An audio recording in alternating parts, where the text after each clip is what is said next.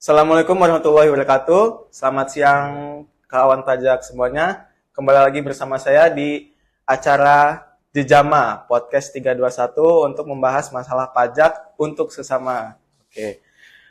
Pada kesempatan kali ini narasumber kita datang jauh-jauh nih. Kita berkolaborasi dengan salah satu kantor pelayanan pajak yang ada di Indonesia juga. Pada kesempatan kali ini kita menghadirkan salah satu penyuluh pajak dari kantor pelayanan pajak Pratama Batam Utara, yaitu Mas Mitra Pratama.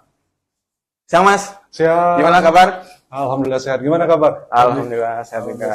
Gimana kesibukan di Batam kira-kira gimana Mas? Wah, ya lumayan lah. Cuman sepertinya lebih sibuk di metro sih. Soalnya di sana nggak ada PPN nih. Di metro ada PPN. Oh iya, di sana kawasan berikat ya Mas? Kawasan bebas. Bebas, free trade zone. Bukan free trade zone. Boleh dijelasin dikit Mas? Boleh tuh Mas. Free trade zone apa tuh Mas? Oke, free trade zone atau kawasan bebas itu kawasan di mana di daerah tersebut itu tidak ada pemungutan PPN. Artinya seperti ini, jadi free gitu ya? Free, tapi dengan menggunakan fasilitas-fasilitas tertentu. Jadi untuk mendapatkan free PPN itu, kalau di wilayah Batam, itu harus menggunakan namanya PPBJ. PPBJ itu apa Mas? PPBJ itu seperti syarat untuk identitas fakturnya. Faktur menggunakan dasar PPBJ tersebut, sehingga bisa menerbitkan faktur 07. Faktur 07, faktur tidak dipungut PPN-nya. Gitu. Berarti ya emang Batam tuh salah satu wilayah diperlakukan khusus berarti ya Mas ya? Ya, ada kawasan berikat kita ya. Oke. Nah itulah makanya sebenarnya kalau dibilang kegiatan lebih ramai di sini pasti. Lebih ramai di sini ya. PPN pasti banyak, apalagi faktur kan. Aduh. Di sini juga ramai banget faktur. Sama oke. Gini Mas, bahasan kita kali ini tentang sertifikat elektronik ya Mas ya, dan juga ya mungkin bisa lah kita bahas-bahas sedikit tentang pengusaha kena pajak nih. Boleh. Jadi kalau nggak salah banyak banget nih kawan pajak yang masih bingung tentang PKP, tentang sertifikat elektronik itu apa. Nah, bolehlah kali ini kan kita kolaborasi nih jauh-jauh sama Mas Mitra dari Batam ya, Batam Utara. Naik pesawat bisa itu ya Mas ya? Oh bisa, naik kapal pun bisa dari Jambi tapi. Kuala Tungkal. Naik pesawat bisa ya, oke. Nah, kita kali ini akan bahas dan ngobrol-ngobrol tentang sertifikat elektronik dan pengusaha kena pajak. Nah, awal-awalnya boleh ditanya dulu nih Mas, sertifikat elektronik itu apa Mas? Kalau secara konsep, sertifikat elektronik itu seperti tanda tangan digital. Jadi biasanya kan kita sebelumnya kan seperti faktur, bukti potong dan lain sebagainya itu kan kita menggunakan tanda tangan basah tuh. Nah, betul. Secara garis besar sertifikat elektronik ini dia adalah tanda tangan digital. Jadi kita bahas dulu terkait peraturannya dulu. Oke, boleh. Saya panggil Bang, Pak, Mas. Mas aja deh kayaknya. Mas aja. Oke, Mas Ferdi. Jadi masih muda. Sama sih mudanya kan. Oke. Mas Ferdi. Jadi kita bahas dulu terkait. Jadi sertifikat elektronik ini disebutkan di peraturan Direktorat Jenderal Pajak nomor 04 tahun 2020 tuh tentang petunjuk teknis pelaksanaan administrasi nomor pokok wajib pajak, sertifikat elektronik dan pengukuhan pengusaha kena pajak. Jadi ini salah satu tema menarik juga nih karena terkadang kan masih ada, mungkin WP-WP yang ke helpdesk yang menemui Mas Ferdi dan rekan-rekan Mas Ferdi penyuluh yang ada di Metro ini bertanya nih, saya mau buat bukti potong nih. Sekarang bukti potongnya diminta secara elektronik, ini gimana caranya? Apa yang harus saya siapkan dan lain sebagainya. Sebenarnya dasar dari itu semua adalah si sertifikat elektronik ini. Karena tanpa sertifikat elektronik ini untuk membuat bukti potong secara elektronik, apalagi PKP. Untuk minta nomor faktur. PKP kan pasti harus ada sertifikatnya ya? Betul, itu dia. Itu dia. Jadi sertifikat elektronik kalau secara aturan nih kita bahas, artinya adalah sertifikat yang bersifat elektronik di mana sertifikat itu memuat tanda tangan elektronik dan identitas yang menunjukkan status subjek hukum para pihak dalam transaksi elektronik yang dikeluarkan oleh penyelenggara sertifikat elektronik sendiri itu. Oke. Kalau kita bahas administrasi Mas, kalau di KPP Batam Utara ya. Di sana gimana Mas? Wajib pajaknya tuh sebagian besar sudah mengerti atau masih ada juga yang kurang paham lah masalah ini gitu Mas. Kalau saya yakin teman-teman yang di Metro ini masih banyak yang belum tahu sih Mas. Kalau dilihat dari animo yang sering datang ke kantor ya. Sebenarnya sih rata-rata wajib pajak kita sih sama sih sebenarnya. Oh sama ya. terkadang kan wajib pajak saat diminta baru dia mengajukan permohonan terkait sertifikat elektronik karena sekarang rata-rata apalagi rekanan kita kan bukti potong itu perlu tuh Ya, pasti. untuk laporan SPT tahunan kan. Kalau enggak kan nggak bisa diakui tuh. Betul, nggak bisa jadi biaya. Kan sayang tuh, udah dipotong nggak bisa dibiayakan kan sayang sekali. Makanya Sayang banget. mungkin saat itulah wajib pajak mungkin setelah ditegur oleh AR, setelah ditegur mendapat surat himbauan, baru mereka sadar ternyata butuh tuh untuk bukti potong. Nah, mereka kan pasti akan meminta ke rekanannya tuh untuk buat bukti potong. Dan mau nggak mau kan harus membuat bukti potong mengikuti aturan yang sekarang yaitu ibu pot unifikasi. Nah, di situ kan membutuhkan elektronik juga. Kalau nanti kita nyenggol-nyenggol PKP sedikit, mungkin saya nggak akan banyak belajar sama Mas Ferdi. Karena di sana kan prosesnya lebih kompleks kayaknya Mas. Ya, cuman kan jarang sekali kan. Nah, jadi itu intinya itu sih. Jadi salah satu alasan kenapa wajib pajak itu harus mengajukan sertifikat elektronik itu biar wajib pajak bisa melakukan hak dan kewajiban perpajakannya yang semua yang terkait tanda tangan secara elektronik itu sih sebenarnya. Ya, supaya tujuannya pasti ya memudahkan ya Mas ya, kalau secara online ya. Daripada misalkan banyak yang tanda tangan basah kan pegel. Dan satu lagi lebih aman. Oh iya, apa tuh Mas? Ada resiko dipalsukan kan hampir. Oh iya, betul bisa dipalsukan ya, betul. Kalau untuk wajib pajaknya sendiri Mas, apakah semua orang harus mengajukan sertifikat elektronik atau hanya wajib pajak tertentu Mas yang mengajukan sertifikat elektronik Mas? Oke. Terkait harus atau tidaknya sebenarnya sesuai kebutuhan aja sih Mas Ferdi. Karena kan tidak semua orang seperti tadi wajib membuat bukti potong kah atau faktur kah, itu berarti tergantung wajib pajaknya sendiri membutuhkan dokumen elektronik atau tidak. Tapi itu juga tidak menghalangi kok apabila misalnya wajib pajak belum, saya ini misalnya contoh saya wajib pajak belum membutuhkan bukti potong. Tapi nggak ada salahnya kita bikin sertifikat elektronik. Bisa ya berarti ya? Bisa saja. Yang penting mengajukan permohonan aja ke KPP nanti. Itu kan karena kan harapan kami juga gitu. Jadi wajib pajak tidak terburu-buru, atau tidak mendadak meminta sertifikat elektronik karena kan harus ada beberapa step juga harus disiapkan kan untuk terkait permohonan itu. Gitu, Mas. Apakah pengajuan sertifikat elektronik harus ke KPP Mas atau bisa online? Sampai saat ini sebelumnya bisa online. Bukan online, bisa melalui WA kalau dulu waktu kita pandemi. Oh, waktu COVID ya. Betul, itu ya, keadaan kahar bisa, ya. Keadaan kahar. Nah, jadi setelah pandemi itu kalau di kami di KPP Batam Utara harus kami minta secara langsung hadir. Oh, tetap harus datang ya? Ya, karena untuk memastikan tuh si yang meminta itu adalah si wajib pajak atau penanggung jawab dari yang bersangkutan sih. Oke, nah ini bisa jadi pertanyaan banyak orang Mas. Kalau di KPP Batam Utara bisa diwakilkan atau enggak Mas? Atau harus direkturnya langsung tuh yang datang? Kalau kami direkturnya langsung. Harus. Nggak bisa diwakilkan? Iya, karena walaupun itu surat kuasa? Kalau kami di KPP Batam Utara itu mewajibkan untuk direkturnya datang langsung. Mewajibkan, oke. Karena itu tadi kami juga mengantisipasi betul. resiko-resiko untuk pemanfaatan sertifikat elektronik ini untuk hal yang tidak atau untuk disalahgunakan lah. Kenapa? Karena kan ini tanggung jawabnya juga ke direkturnya. Sebenarnya kita saling melindungi sih. Kami melindungi wajib pajak juga agar tidak disalahgunakan terkait permohonan atau sertifikat elektronik ini. Gitu. Kalau untuk layanan Mas, layanan apa aja emang yang membutuhkan sertifikat elektronik dan apa aja keuntungan dari memakai sertifikat elektronik ini Mas? Oke. Ini karena ada banyak, saya coba baca dulu takut nanti ada yang terlewat.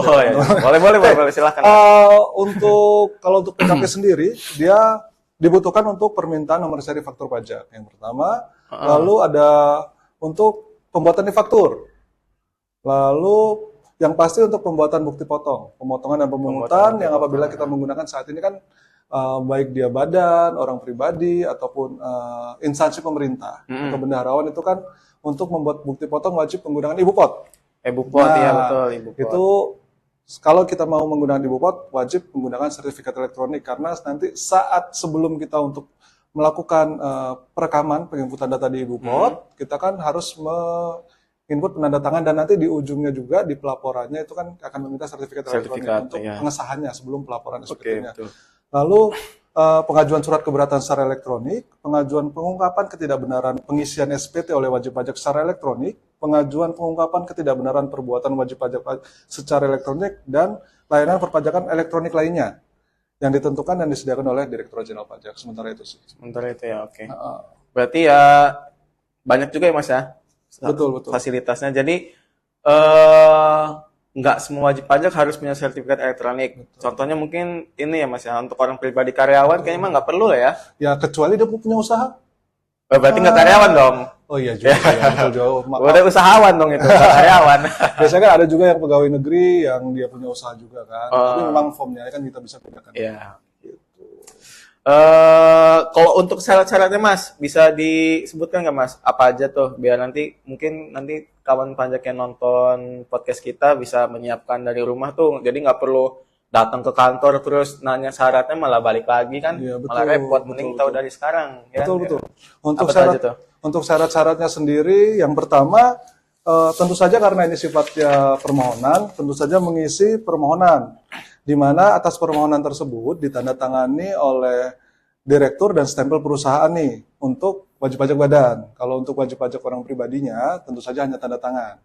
Lalu di sini untuk wajib pajak bendaharawan atau instansi pemerintah, baik dia pusat, daerah ataupun desa, itu yang boleh menandatangani adalah kepala instansinya, kuasa pengguna anggaran, atau pejabat yang melaksanakan fungsi tata usaha keuangan.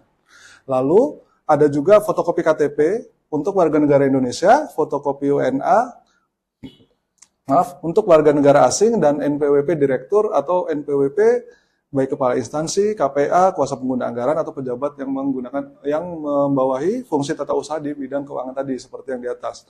Lalu ada fotokopi NPWP orang pribadi, perusahaan, ataupun instansi pemerintah yang dimaksud, serta untuk fotokopi akta pendirian, kalau yang instansi pemerintah bisa penunjukan, dan akta perubahan jika ada perubahan. Sementara itu sih. Itu aja Mas ya?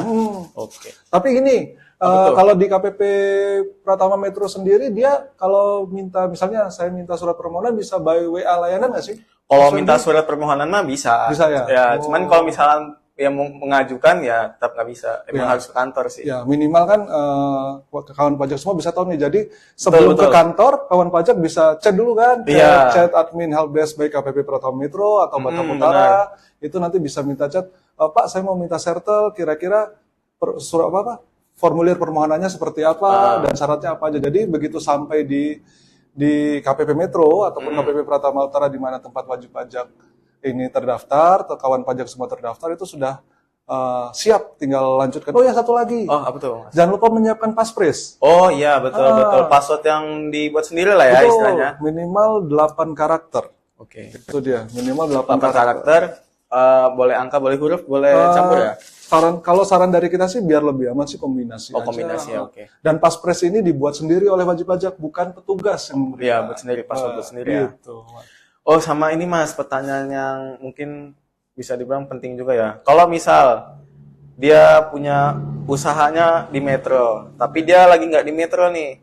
Misalkan direkturnya lagi di Batam, misalkan, atau di luar kota selain Metro lah ya. Bisa nggak dia ngajuin di luar Metro? Kalau untuk sertifikat elektronik? Sertifikat elektronik secara aturan itu nggak bisa di KPP mana, hanya khusus di KPP terdaftar. Berarti itu, harus di KPP terdaftar ya? Itu yang agak mungkin sedikit kekurangannya, dan mungkin nanti dengan perkembangan waktu, siapa tahu akan bisa diajukan di tempat di mana dia berusaha atau tidak harus KPP terdaftar. Tapi untuk sampai saat ini hanya boleh diajukan di KPP terdaftar baik dari badan instansi pemerintah ataupun orang pribadinya. Iya. Gitu. Setuju sih. Ya semoga nanti dengan adanya inovasi baru dari kita ya Mas ya, CITAS ya, dari CITAS, Cortex dari Direktorat Jenderal Pajak yang insya Allah bakal mulai tahun depan ya, tahun 2024 awal tahun 2025 awal tahun 2025 insya Allah bisa beroperasi, dan ya segala administrasi tuh kalau bisa mah ya di mana aja ya Mas ya, nggak perlu harus ke KPP terdaftar, misalkan harus pulang kampung dulu atau kemana. Kalau bisa online malah lebih enak lah ya. Ya, kita juga mendukung. Betul, dan karena kan intinya kita sebagai petugas pasti ingin memudahkan wajib pajak, Wajib pajak, Mas? betul. Tapi tentu saja kemudahan itu harus tetap sesuai dengan aturan. Sesuai aturan. Gitu ya Mas Ferdi. Oke. Makanya harapan kita, apalagi kita penyuluh ya, Iya. yang berhubungan langsung dengan wajib pajak, Iya. kita Tempat juga curhatnya Wah, wajib betul. pajak. Curhat wajib. Istilahnya. Kami pun sebenarnya ingin memberikan kemudahan, tapi kemudahan itu tetap dalam koridor aturan. Betul. Seperti itu. Ya nggak semena-mena lah ya. Betul. Pertanyaan terakhir nih Mas, kalau untuk sertifikat elektronik nih, ada masa berlaku nggak atau seumur hidup kayak KTP? Oh, untuk sertifikat elektronik ini masa berlakunya adalah 2 tahun. Oh, 2 sejak tahun. Kita mendapatkan sertifikat itu. Tapi untuk bisa diperpanjang juga. Sebenarnya gini, sebelum 2 tahun jika ingin memperpanjang bisa. Karena kan bisa juga apabila ada potensi-potensi seperti ini, misalnya sertifikat elektronik yang diminta disalahgunakan. Nah, itulah kenapa tadi saya bilang di awal, kita sampaikan di awal itu kepada kawan pajak, kenapa harus direkturnya. Jadi kita tahu nih penanggung jawabnya siapa, dan direkturnya jika terjadi sesuatu menyadari kalau, saya sudah minta sendiri kok. Jadi kita juga melindungi wajib pajak, itulah kenapa harus datang langsung. Karena rawan penyalahgunaan juga. Iya. Lalu Setuju.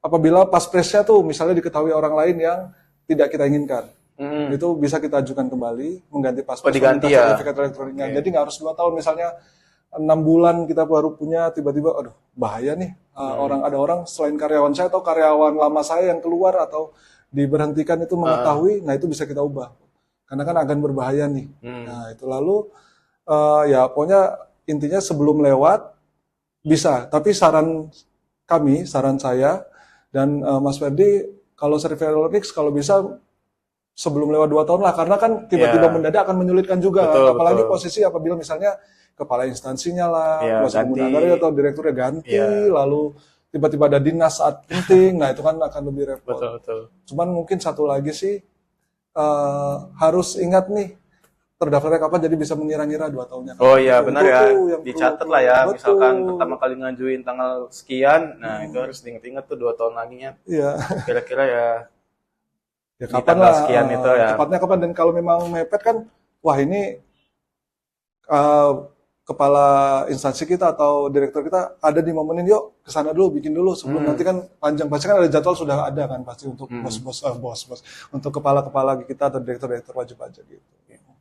Jadi ya emang sertifikat elektronik ini salah satu inovasi yang cukup penting ya Mas ya. Betul. Untuk tanda tangan digital lah sebagai tanda tangan sebagai ganti tanda tangan basah lah ya. Betul. Kalau digital jadi nggak perlu kita tanda tangan ngeprint kertas terus kita tanda tangan. Nah ini segala elektroniknya bisa langsung ditanda tangan secara digital. Lebih aman. Lebih aman juga. Itu Nah, yang pasti.